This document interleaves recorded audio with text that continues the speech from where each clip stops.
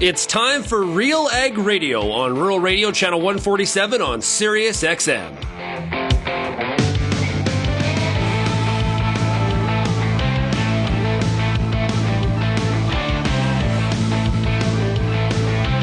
RealAg Radio and RealAgriculture.com is your home for insight and analysis of the issues that are impacting your farm business.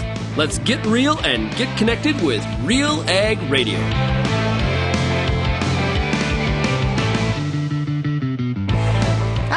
Thank you for joining me here on RealAg Radio. I am your host, Lyndsey Smith. Yep, it's Tuesday again, so here I am. Actually, super cool. Next week, Sean is on holidays, and so your regular host, Sean Haney, gone. Whole week. Guess who gets the show? Two thumbs, this girl. Super excited. So, what does that mean? An entire week of Lyndsey hosting the show? Well, spoiler alert, probably much poorer news reporting. I'm still going to try. I'm not very good at it. That's okay.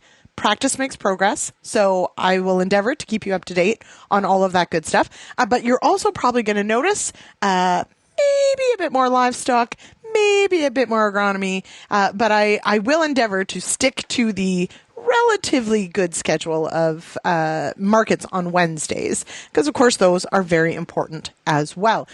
Today's show, I'm super excited about today's show. It's a bit of a mashup. We've got some issues, we've got a product spotlight, we've got some livestock, we've got some agronomy. So really, I don't know, pretty good balance. So looking forward to today's show. Of course, we've got, as I mentioned, we do have some livestock discussion. So Dr. Joe Stookey joins me coming out of retirement to talk about a lot of the work that he did during his career that really has a lasting impact today. And this centers around weaning calves, but really the principles of low stress weaning apply to any livestock. So super cool. We're going to have that discussion. I've also got President of the Ontario Federation of Agriculture, Peggy Brekveld. She's going to join me later in the show to catch you up. If you missed Friday's issues panel, we did talk about it then, but the Ontario Auditor General has come out with a rather scathing report of how the provincial government, Doug Ford's provincial government, handled redrawing of the boundaries to Toronto's Greenbelt. So this is land, this is farmland, this is habitat. These are parks that make up the Greenbelt. Some of the boundaries have been redrawn to develop some of this land. Quite controversial, and the AG's report basically points out that the Ford government didn't necessarily follow protocol. And of course, OFA has been a huge supporter for farmland preservation in the province, and so I will get her thoughts on what OFA and what she draws from the AG's report. So we will talk about that. I did mention we have a product spotlight, so Roger Gunning of US Borax is going to join me to talk about boron and boron management, and then actually right after the break, you're going to hear from Rachelle Murrison, and so she's a precision agronomist out of Saskatchewan. She works with SWAT Maps, and she's going to join me to talk about lodging risk and how managing a field and field variability based on soil, water, and topography. That's what SWAT stands for, I think. She's going to tell me if I'm right or wrong. How managing a field on that can potentially help manage your lodging risk with what you've already got on the farm. So seed and fertilizer, and potentially even fungicide. So super cool. Stick around for that right after the break. As per usual, and as I said, I am hosting all next week. So really love feedback on the show, of course, always. You can tell me I'm wrong. You can disagree with one of our guests. You can ask for more information if you want. You can call that RealAg feedback line, 1-855-776-6147. You can email me, lsmith@realagriculture.com. You can find us across social media. We're just about everywhere.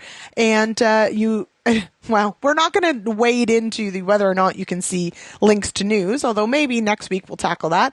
But for right now, you can, of course, still find us TikTok, Twitter, Facebook, Instagram. We are there. Send us a DM.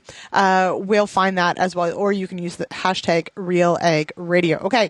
It is the middle of August. Thank you for joining me. I hope all is going well in your world. Let us know what's happening on the farm this week. We always love to hear from you. All right. So let's go to a break. Let's pay some bills. And when we come back, I'll be joined by Rachelle Murrison of SWAT Maps to talk about lodging risk and managing it through variable rate. Right after this.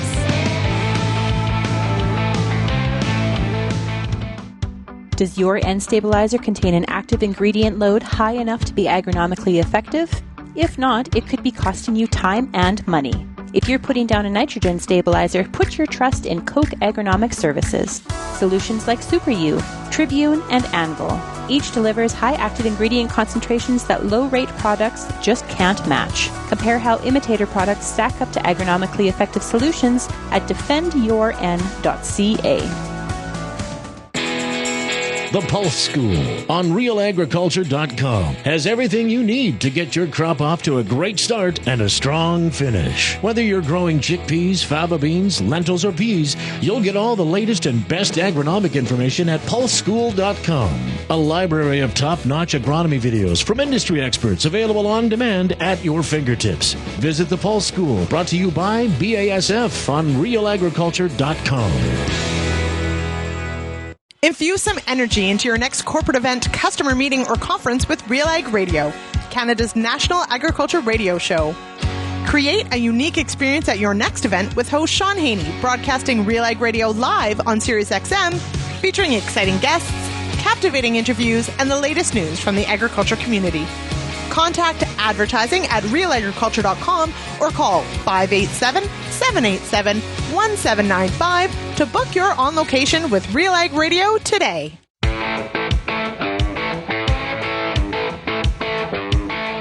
Welcome back to RealAg Radio. I am your host, Lyndsey Smith, and this segment is brought to you by the Xerion 12 series, introducing the all-new class Xerion 12 series, delivering unmatched power and performance in the big 4x4 tractor range. Discover more at claas.com.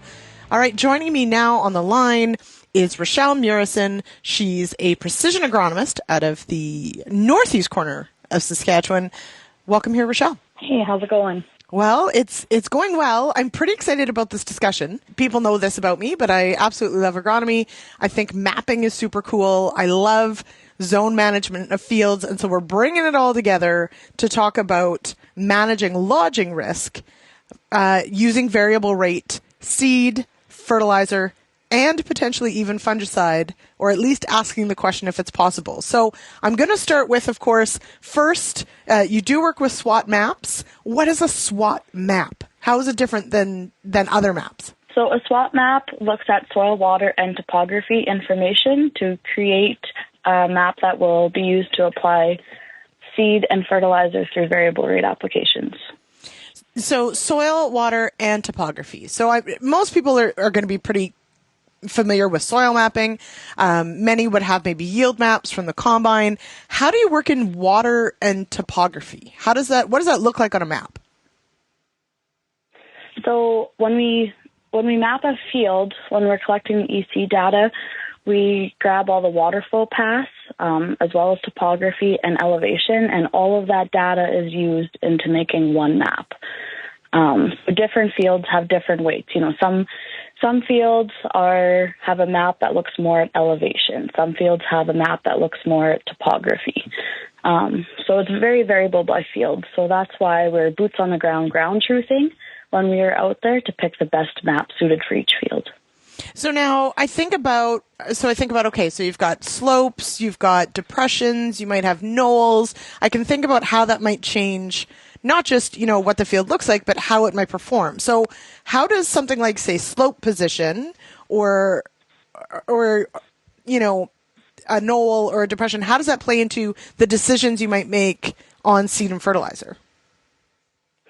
Yeah, so a lot of it comes down to water availability when you're looking at yield potentials, right? But a big factor is also organic matter, and especially when we look at lodging in crops such as oats and barley.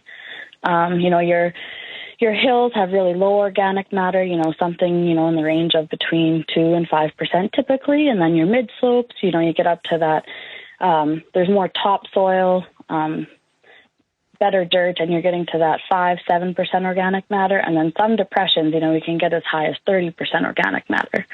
So I'm talking about, the different positions and why we use them for variable rate.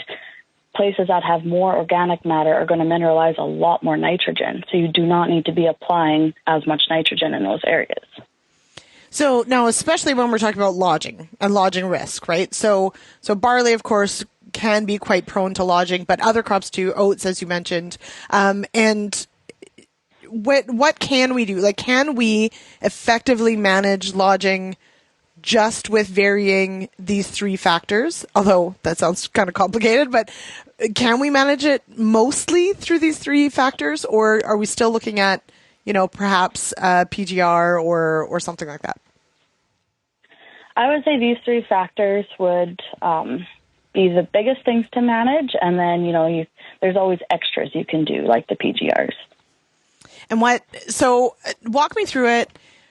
How different of a seeding rate might I be looking at? Let's keep lodging in mind, and let's say I'm looking at the difference between, as an example, an eroded knoll all the way down to, let's say, a high organic matter depression. How much of a seeding rate difference might I see when I look at a map? Right. So yeah, those depressions usually have a higher mortality, right? Whether it be because they're a bit saline or they drowned out in the spring. So say we had an average of 155 pounds for barley. We would maybe crank some of those depressions up to 170, 180. And the reason we do that is to get a good crop stand, because if you have less tillering, you will have less lodging at the end of the year, as well as your crop will come in more evenly as well. Mm-hmm. So how much would you then dial it back potentially on the eroded knolls, or do you not? Do you leave it as is? It's a bit of a field by field basis. If you get, really high eroded knolls they're not going to produce anything, you maybe wouldn't crank the seed there because it won't pay off in the end. But if you have a fairly nice field, you'd maybe crank it up to 160, 165 on the hills, if those hills do produce fairly well. So do you, on average, when you work with producers on these maps, do you, let's say at the end of the day, does it often work itself out as far as like you use about the same amount? It's just you allocate it in different places. And I'm talking seed right now. Do you see a significant difference in seed use potentially if you're going to vary that rate? No, you use the same amount. You're just allocating it better throughout the field. And is the same for fungicide? When we start to vary that? Yeah. Yeah, same thing. Okay. Yeah, and a lot of the fungicide is more of an off and on, right? Right. Yeah. So if you have areas of your field that are completely drowned out and there's nothing there, or hills that are very sparse, you just shut it off in those areas. We see that more common than varying the fungicide rate. Mm-hmm. And then now, so is fertility perhaps the N rate anyways, because we are talking lodging, so N, of course, is a huge driver of that. And you mentioned, the capacity of the soil to mineralize and to actually provide N. So is the N rate, does that shift a lot more than you might see the seeding rate? Or what is the range, let's say, on nitrogen? Yes, yeah. So nitrogen is definitely the highest variable input, I would say, when looking at variable rate. So, for example, if you were to flat rate your barley at, say, 80 pounds of nitrogen typically, we might be pushing some of those hills to that 85, 90 that are really low in organic matter. And then, if you get a field that has some peat depressions with 30% organic matter, you could be turning it down to 30 pounds of actual N, or possibly even turning it right off. Typically, we see, if guys are really pushing rates, you might average the same as what you would normally flat rate. But in some cases, you're saving 10 pounds of nitrogen or more, especially if you get some really high N residuals. Mm-hmm. Well, which, following dry years, potentially could be an issue as well. When you're working with clients on these maps and sort of going through, here's our plan, here's what we're going to do, and you're thinking about lodging risk, do you take it all the way through to yield? And then how does that work sort of after the season? How do you sort of analyze, here's what we did, and how do we feel about it? Like, do you sit down and sort of go through, like, did it work kind of idea? Or, like, is that something you do? Or is that what the client does? Or how does that work? Yeah, so we're very boots on the ground. So we're out there doing VR assessments throughout the year. So when looking at lodging, that's one of the biggest reasons we're going out right before harvest, is we're seeing if there's any areas of the field where, maybe we did apply a little bit too much nitrogen, and how can we fix it, or how can we make it better. And then we also have within our company what we call the Yield Potential Program. So with that, we're starting to take all guys' yield data, right? So we'll start looking at, this is what we did. These are the areas that did the best. Are we putting the right amount of fertilizer in the right places, essentially? So we are starting to take it that step farther, comparing, this is what we did and this is the yield out of all these areas. And how many zones do you usually break a field into? Like 3, 5? What is it? Is it always 10? Yes. Yeah. Oh, okay. That's fascinating. Yeah. So what is it gets broken into 10 based on soil, water, and topography? Like all those 3 things combined delineate those zones? Exactly. Okay. Yeah, exactly. There's the way our maps are made, it's taking in all that data to spit out a good map. So yeah, your zone 1s would be your lighter land or your hills, and your zone 10s are your depressions or really heavy land, right? Like really heavy clay, sometimes it's salinity. Mm-hmm. Okay, cool. So no matter how uniform a field looks, it would still end up in 10 zones because it's all relative to the field itself. Does that make sense? Correct. Yeah. Okay. I'm getting this. This is super cool stuff. Because I think that some people sometimes will argue that, my field's not that different. Right? It's pretty flat. It's not that different. What do you show people maps and they're ever like, oh, I never saw it that way? Yes. Yeah, for sure. We get that quite often. Some guys are like, oh, I'm not going to map that quarter. It's flat corner to corner. And then we go and we soil test it, and it shows that it is actually variable, right? There's, of course, fields that are more variable than others, but every field is variable. Mm-hmm. Absolutely.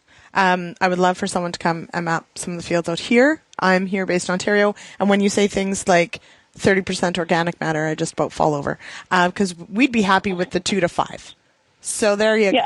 Yeah, everything's different. All right, Rachelle. I should mention I did get inspiration for this interview. I wanted to follow up because you wrote a really great article about sort of managing lodging through variable rate. Where can people go for more information? So they can go to our SWAT Maps website at swatmaps.com. All right, Rachelle, thanks so much for joining me on the show today. This was a lot of fun. Thanks. Have a good day. All right, we'll be back with more RealAg Radio right after this.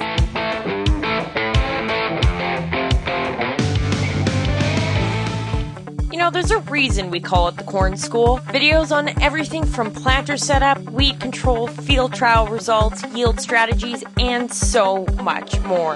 The Corn School on RealAgriculture.com has the information and advice you need to help you succeed. Brought to you by Pride Seeds and BASF, Corn School episodes are available at cornschool.com, from RealAgriculture.com, or as a podcast from your favorite streaming service. Download the latest podcast today. If you're involved in the agriculture industry, it's important to stay informed on all the latest issues affecting your business. At RealAgriculture.com, we offer fast, reliable news, information, and insights to help you keep on top of all of the latest in Canadian agriculture. Visit RealAgriculture.com and sign up for our free daily newsletter covering everything from news, agronomy, animal agriculture, and much more. Visit RealAgriculture.com/subscribe today. Hi, I'm Bernard Tobin, host of the Soybean School on RealAgriculture.com. Throughout the year, on the Soybean School, we'll bring you timely agronomic video content from planting to harvest, from the latest agronomic research to the latest in production technology. Check out our massive video library on YouTube, RealAgriculture.com, or download the audio podcast versions wherever you get your podcasts. The Soybean School is brought to you by Pride Seeds, BASF, and Syngenta Canada.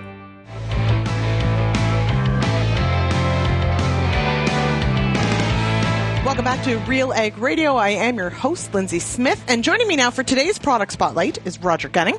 He's the sales manager for agriculture in North America for U.S. Borax. Welcome here, Roger. Hey, thank you, Lyndsey, for letting me be on your program today. All right, so let's talk about boron, and tell me more about the science behind borate fertilization. Yes, Lyndsey. I think first we probably should just start with a little bit of history.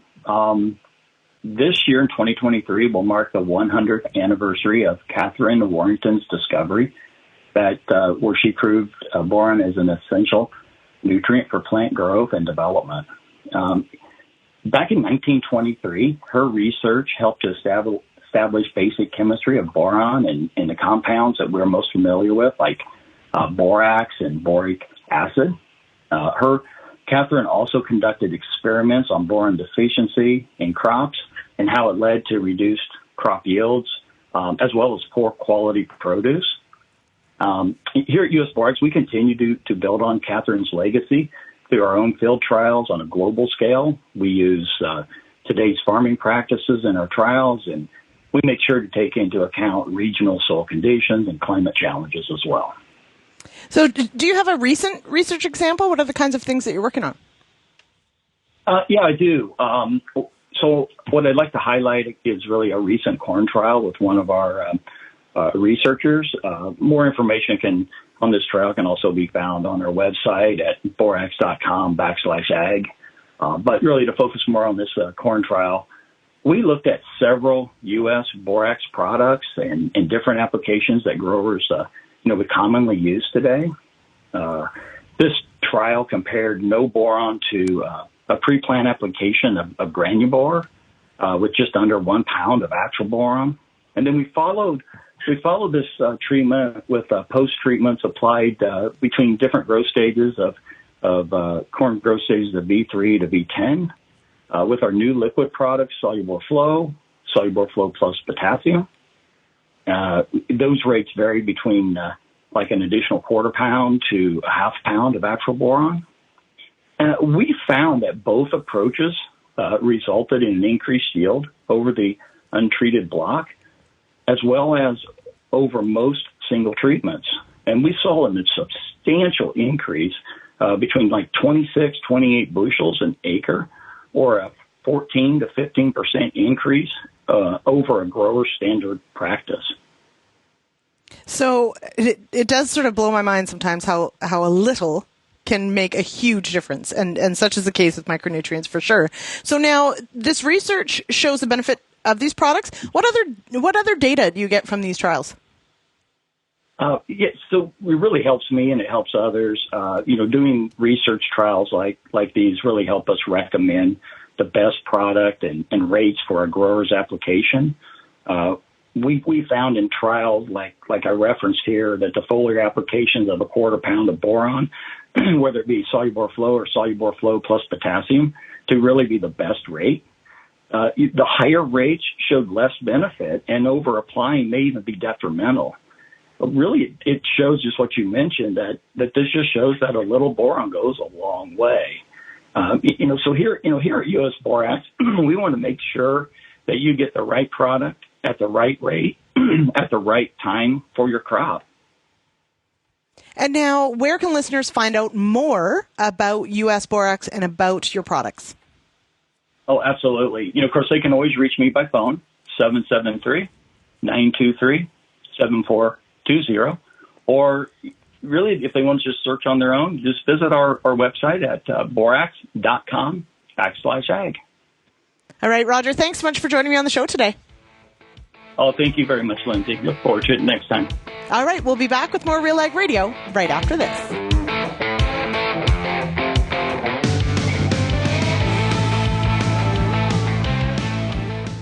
Did you know that Pioneer now has a full lineup of Enlist E3 soybeans? Take a look at Pioneer brand Enlist E3 soybeans for the highest yield potential and for the best agronomic package and herbicide trait options. From the lab to the field, Pioneer brand Enlist E3 soybeans are the best in beans, period. Ask your local Pioneer representative about Enlist E3 beans. Whether you're seeding, harvesting, or anything in between, the Wheat School on RealAgriculture.com has you covered. Timely agronomic information from industry experts available online anytime. Give your wheat crop a good start and a great finish with the Wheat School on RealAgriculture.com. Brought to you by C&M Seeds, Syngenta Canada, and the Alberta Wheat and Barley Commission.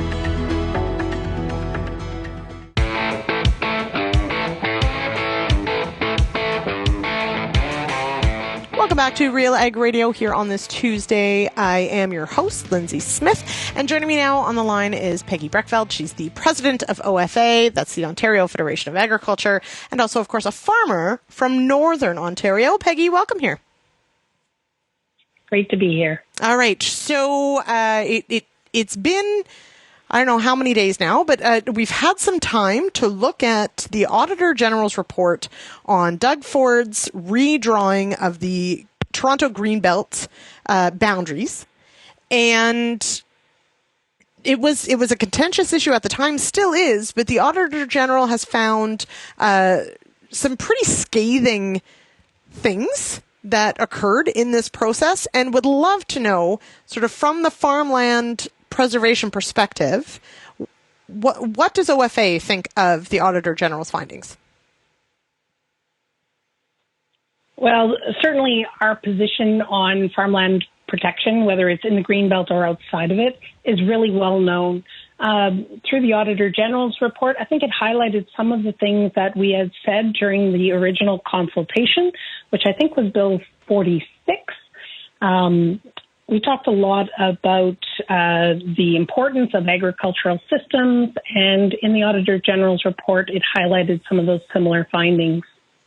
So, and the report says, of course, that I think about 1,000 acres, over 90% were deemed to be agricultural land and productive agricultural land. There are concessions from the Ford government that they did set aside land in other areas to protect habitat, etc. However, according to the AG, these are not developable, which I don't know is a word, but apparently it is, or necessarily farmland. So do you see, was this a net loss of almost 1,000 acres of farmland for Ontario, or will some farmland be protected under this? So the changes did add up to a loss of farmland. That is documented in this report, but also in other places. We were aware of that. And again, for a long time, we've been talking about the importance. We can build houses in this province. And there are some housing needs in rural Ontario as well. But we have to have significant thought and meaningful thought about where we put houses and where we protect farmland. It's a 5% of the landscape, and we can't ignore that. That's a precious and a limited resource, and as a non-renewable resource if we put it into houses. Once it's in houses, it doesn't go out. So certainly the care we need to take, and I think the Auditor General has highlighted that in her report. Mm-hmm. So, and so as you said at the outset, OFA has certainly put forward, as a policy that protection of farmland is a priority for your organization. And what does this look like in practice? Because I know there was some success on a reversal in Bill 97. I think that's the last time we talked, was about, allowing up to 3 severances off a piece of farmland. That has been pulled back, at least. But then now we've got this net loss of several hundred, if not close to 1,000 acres of, land in a really great growing region. Let's put it that way. I don't know what the soil's like, but I know what the weather's like where the Greenbelt is. So obviously we could be producing a lot of food, a lot of agriculture goods off this land. Where do you see, the wins coming in here? If this is, the movement of it's going to be housing, not agricultural land, what does a win look like to OFA on this file? We saw a reversal on the automatic 3-lot severances per farm property, and that was the agricultural community coming together. In this case, we have both the Premier and the Minister saying they want to do things different in the future, and we are going to lean into that. And we are there as OFA to be a part of the consultation, to continue to highlight things that even OMAFRA has highlighted.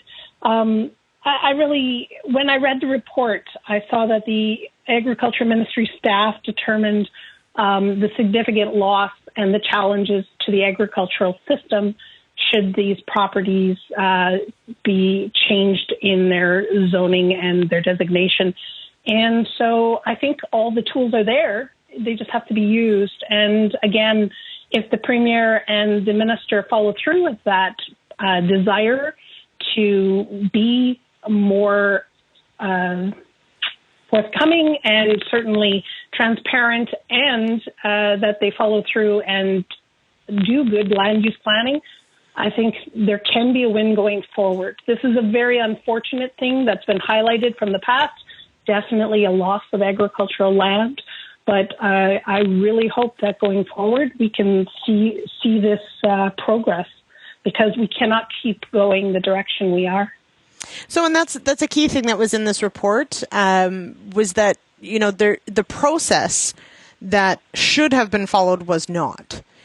And that's yes, very clear that we have agricultural reviews, environmental reviews. They're for development. They're supposed to be sort of checks and balances in the system before land that is currently in whatever state it's in that could be moved into development. And the AG points out that those processes were essentially either not done to completion or skipped over.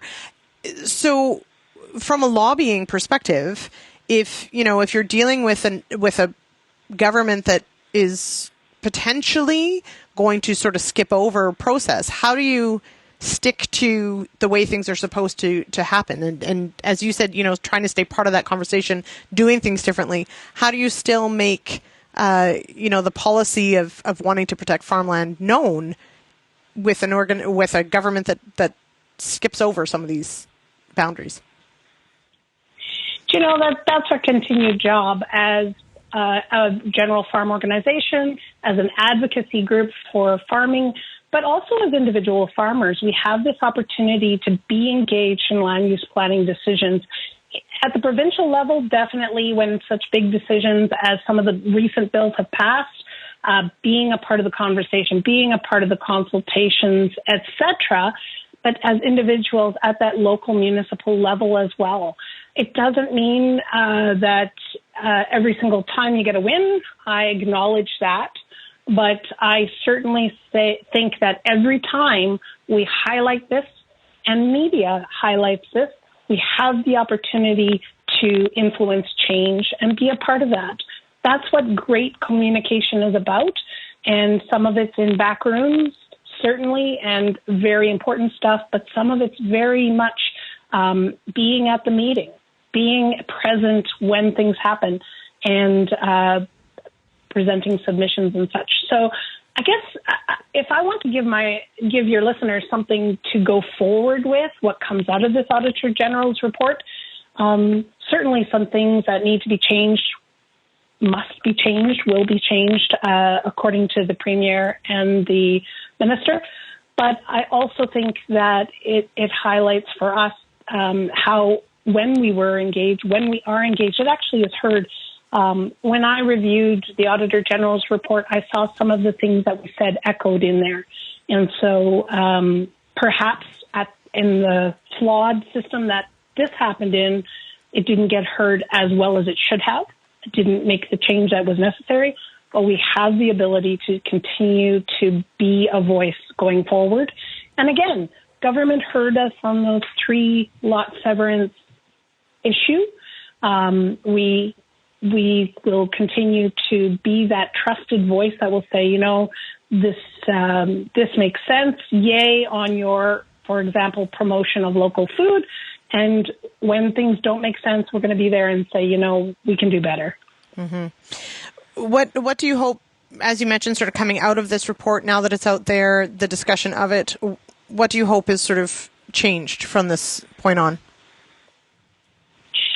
I saw part of the report talks about the fact that removing impacted land would actually have adverse effects on agriculture in the nearby region. And I actually hope that continues the conversation on agricultural systems. When we have large swaths of farmland together in one place, it actually makes for a healthier place. I also think the fact that the classes 1 through 3 are noted in there, that the ministry had highlighted those. I like to think that continued conversation about soil mapping and ensuring that we protect farmland will continue. We grow some of the greatest food in this country, in the world, and why wouldn't we continue to grow that, feed our people and the world, be an economic driver, and certainly, if nothing else, the industry provides something that just tastes amazing. It is peach season. I'll just put it out there for everybody. It is.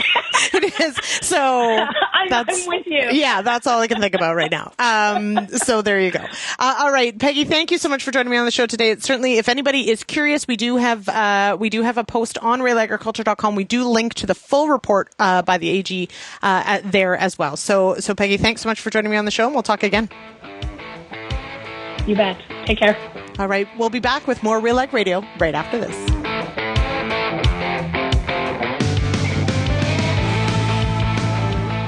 Peter Johnson at WheatPete, RealAgriculture.com. I'm the host of The Word, and I love doing the Word. I love the questions. I love the challenges. I love having to apply agronomics to all over the globe and areas outside of my normal jurisdiction. Also, I love the feedback the most, where growers challenge me, tell me about their plot results, help me to learn. The Word, absolutely the best part of my day.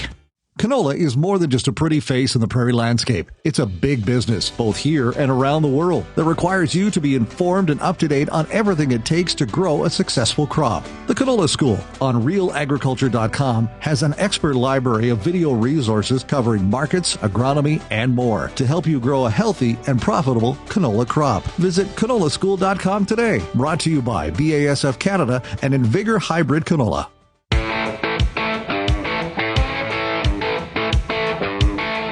Welcome back to Real Ag Radio. I am your host for the day, Lyndsey Smith, and this segment is brought to you by U.S. Borax. Granubor, ask for it by name. Joining me now is Dr. Joe Stookey. He's a professor emeritus from the University of Saskatchewan, an all-round retired gentleman. Welcome here, Dr. Joe. Thank you. Yes, it's good to be here with you. All right. Now, for those who maybe aren't familiar with the work that you did out of the U of S. Of course, if anyone's been around Real Agriculture long enough, they will remember you, and the name is quite familiar. But very quickly, what was your entire career in a nutshell? 10 seconds. Oh, gosh. Studied maternal behavior, some animal welfare-related topics, all primarily with beef cattle. So we did branding, castration, dehorning, as well as work on minimizing stress with weaning and some maternal behavior, even shortly after parturition. So a gamut of topics, all of which we love dearly. We really do. But the key point there is the behavior part, the stress component, and that's what I want to talk about today. So in thinking about, the time of year, thinking about the different production stages, thinking about today, I want to talk about weaning. So specifically, I want to touch on low stress weaning and what we know and what we've learned about it. I want to start with, though, Joe, if you could, why is it important to think about stress levels at weaning? Oh, I said that, weaning in a traditional sense, where we simply separate cows and calves and maybe even put them on a truck and take them to market, you couldn't create a more stressful situation for an animal. Even even painful procedures, the effects do not last that long. So I think weaning probably is the most stressful event that we subject our calves to. I'm convinced of that. And the fact that they don't gain weight after that procedure, and the fact that so many can get sick, I think is evidence enough right there that it's a very stressful procedure. In the traditional manner. So we were always looking for ways that we could see if we could, look at what are the most stressful parts of that procedure and see if we could mitigate that. So, and we could probably do a whole show just on the discussion of why weaning would be more stressful, or the impacts are longer term than, say, a painful procedure that they recover from very quickly. Because I think as humans, we'd probably think about it the other way around. But we are looking at it from, both perspectives. Obviously, as livestock producers, you're thinking about a cow or you and thinking about her risk of mastitis and those sorts of things. But we are looking at it from the calves' perspective as far as wanting them to stay healthy, to stay on feed, not to be super stressed out during this process. So what are some of the strategies that you researched that improved this whole process for calves? Well, I think from the very beginning, and we did work on what's called fence line weaning. We called it contact weaning when we first started, and I know people will think that came out of the States, but we actually did the initial work on that, and presented at a conference, and it was picked up by other researchers in the States, and then it sort of took off. But fence line weaning, where you just put cows on one side, calves on the other, it's hard for people to appreciate that would be a better system, because historically, I think people tried to get them as far away from each other with the idea that if they were out of sight, out of mind. And I was suspicious that was true. And so when we start looking at it, we found that fence line weaning, even though you heard both parts of the equation, you heard the cows bawling and the calves bawling, they did that less if they were next to each other than they did if they were separated. So we physically or numerically counted those kind of vocalizations, looked at pacing, all kinds of things, and performance, and we found that fence line weaning was a better technique, and it really taught us then that the cow was the important factor in that equation. So we start looking at, well, could you keep the cow with the cow with the calf while you're weaning them? It seems like a physically impossible, but we started with these little devices that you could snap in the nose, and we put them in there, and then the calves were denied nursing, but they could still be with the mother. And that was probably the most exciting work we were ever involved in, and it was so rewarding, I think, from a researcher's perspective, because we knew it had application, and people picked it up, and they liked it, and they talked about it even probably more than we did.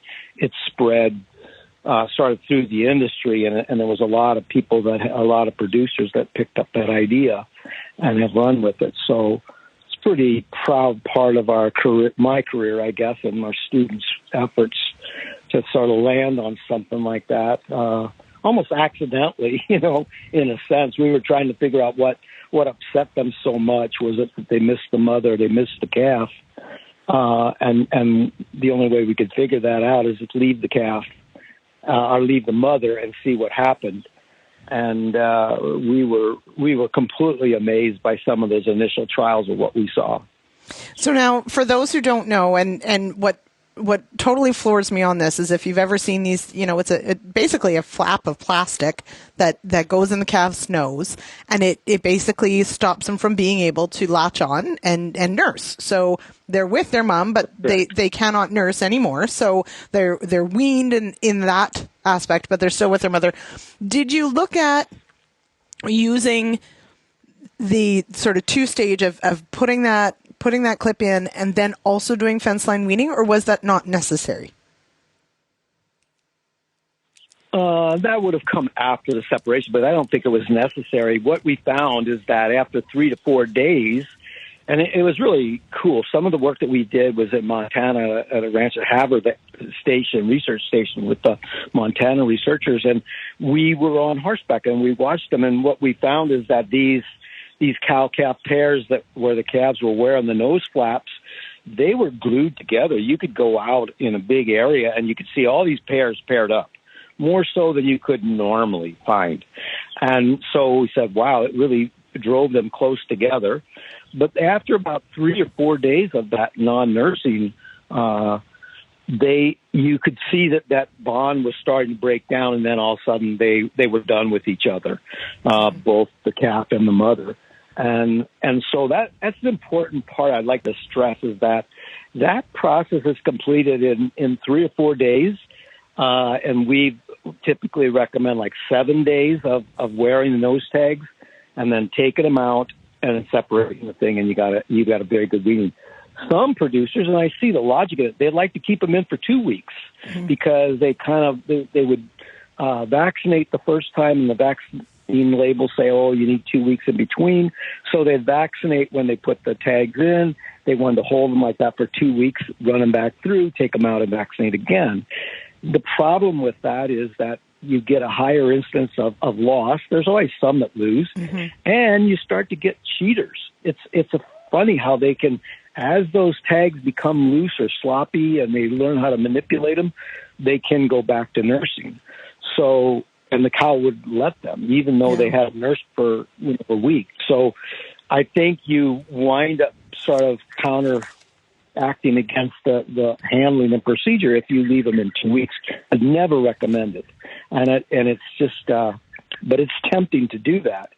But if you can do it for 4 days to 7 days, you've got a really nice break in that bond, and those calves will just go right on to eating and won't sort of miss a beat. And one thing that the feedlot, and I was sort of bought into this idea too, the feedlot producers would say that, the calves just don't know how to eat, and that's why they don't know how to eat for the first 3 days. And I found that's not true at all. It's not that they don't know how to eat. It's just that they're looking for mom, and they're trying to reunite.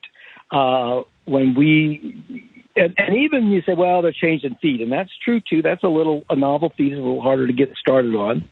But good feed is going to be tested and eaten and consumed by a calf that's not worried about anything else. And so these 2-stage wean calves, they go right on to feed. And they don't miss a beat, like I said, and we get weight gains that first week or two. So, and one of the real benefits, like why do people do it at home? What we hear from producers is that they're just not treating calves like they used to. So even though calves left at home, you don't see the sickness quite like you would in a feedlot. There's calves that get sick and post weaning if left at home, and that's why. Precondition weaning never took off because there were always producers that still had to treat calves. They took on all the responsibility. And, precondition is a great technique. It's just never economically feasible for the producer, not enough that it really took over the industry, at least. So with this, anyway, but that's fascinating stuff. And also, I will point out, did you reuse the nose flaps? Because they would be reusable, would they not? Oh, for sure. You clean them, and I talk to people, and they wash them in a big tub. Some people put them in a washer, that'd be very loud. Clothes washer, depending on how much they have. Yeah, yes, I suspect it would, and I wouldn't recommend putting them in a dryer. No, but people just wash them up, disinfect them a little bit. Soap and water is good, and we have used them. And I, even myself here, I've probably done it for 10 years now. And I still reuse the same ones. I have the same ones that we got. And, the first year we did it at home. So, yeah, they're definitely reusable. So, Joe, it strikes me because we talk about, innovation. We talk about, return on investment. We talk about, these things are not very expensive. I bought some a couple of years ago, and then they're reusable. But if you counter that with the amount of, let's say, losses, the rate of gain that you lose in, say, abrupt weaning and those sorts of things. What do you think the ROI is on some of these nose flaps? Really? I wouldn't know the answer to that. We never looked at that. But I will give you this scenario that I had a student share with me. They were involved in a pretty large cooperative that they had, and they were selling calves with antibiotic-free to a market that wanted antibiotic-free calves. And so they were weaning at home and they started doing a 2-stage weaning. And for them, it was obviously an economic advantage, even though it took work to put them in and took work to take it out. And they hired people as well. Some of these ranchers were quite large. They said if you take a calf and you treat it, then it goes into a different marketing strategy. Right. Plus, you have the labor and the effort of treating that calf, and it could relapse or it may not recover. So they said just from the health perspective alone, what they were doing and the market that they were able to access the antibiotic-free, they just thought it was fantastic for them. And I think that's an important message too, is that it can be done on a large scale. I know that when we first started talking about it, there were people that were skeptical and said, well, yeah, if you only have 25 cows, you know, we have people that have 1,500 cows that we know are doing this procedure, and they consider it worth it. So I don't know what kind of numbers they have to do that, but they just feel that they wouldn't do it any other way. And we've had people that it's really interesting, the kind of stories that you get, and I know they're anecdotal, but a producer came to me once and I knew they had started doing it and they had 200 cows. And I said, are you still doing it? He goes, well, that's a very interesting question. He said, you know, 1 year, we did it for about 4 or 5 years. And 1 year we decided we just didn't have time. We were busy in the field, just thought it was a lot of work. And so we decided, the heck with it. We'll just wean them in the old traditional manner. And he said then after we got down the road a bit, after we did it that way, we just go, what the heck were we thinking? You know, look at all these calves and cows complaining, and look at the numbers we're treating. And so they said, yeah, we went back. We tried it for 1 year, tried to go back to their traditional methods, and they just found it wasn't acceptable anymore. Well, so I think those are really good stories, you know, that are very convincing. It probably is better than some of the research as far as convincing people. I think when other producers brag about it, that says a lot, you know. For sure. Well, and I just think about from the perspective of, you know, if you've weaned your calves and off they go to market and you don't sort of see them again, okay, maybe that's one thing. But if you've ever, you know, backgrounded or anything like that, or if you have a close relationship with where your calves would go, the idea of them, you know, adjusting to feed 3 or 4 days sooner is huge. So, and I've heard of people doing just their heifers, you know, the replacement heifers, and not bothered about their steers. But I think, you know, if you're running, unless you have sorted in 2 groups to begin with, they're all running through the chute. Yeah, why in heck wouldn't you do the steers and them as well, and then wean them 7 days later and then ship them, you know? Yep. But it's everybody, you know, has different ideas and different preferences of why it works for some and doesn't work for others. Yeah, for sure. Well, Dr. Joe Stookey, this has been absolutely fantastic. Thank you so much for joining me on the show. Oh, it's fun. Call me again. Well, and with that, we reach the end of another Tuesdays with Lyndsey. I have been your host, Lyndsey Smith. Thank you for joining me on today's show. As a reminder, of course, I'll be back Friday for the Real Ag Issues panel, and you are stuck with me all next week hosting the show. So looking forward to it. Super excited to do so. If you've got some story ideas, by all means, shoot them my way. lsmith@realagriculture.com, or you can find me across social media at RealLoudLyndsey. That's LYNDSEY. Or, of course, find at Real Agriculture across any of those platforms. You can find us that way as well. Big thank you to all my guests today, to Dr. Joe Stookey, to Rachelle Murrison, to Roger Gunning, and to Peggy Brekveld. Thank you so much. And, of course, shout out to producer Jay, who puts this show together every day. I really appreciate the help. And thank you for listening here to Real Ag Radio. I'll be back, as I said, on Friday for the Issues panel. We'll talk to you then. Take care.